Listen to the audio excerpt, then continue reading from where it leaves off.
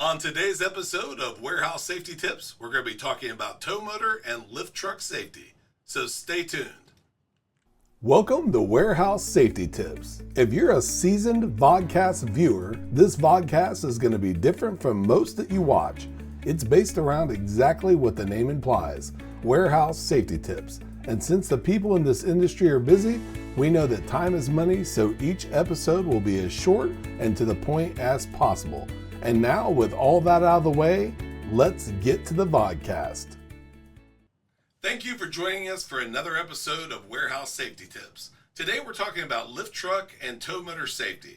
Make sure that if you're using any of these vehicles, you have got the training and everything that you need to properly use these vehicles. If you've ever been in a factory or a warehouse or any facility that uses these vehicles, you know it can be a hustle and bustle beehive of activity. So make sure that you are always careful. That's going to begin with, again, making sure that you're licensed to be on this vehicle before you ever get on it. Make sure that you know all the workings, all the rules of your facility, and just everything that has to do with the rules and guidelines of your facility.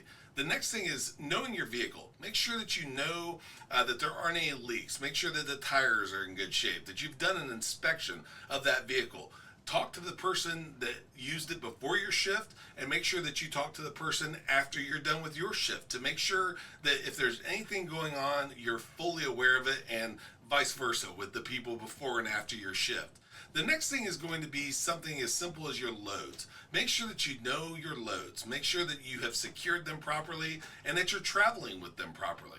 That they're not off center or overweight, and just that you're following all the rules with the load capacities.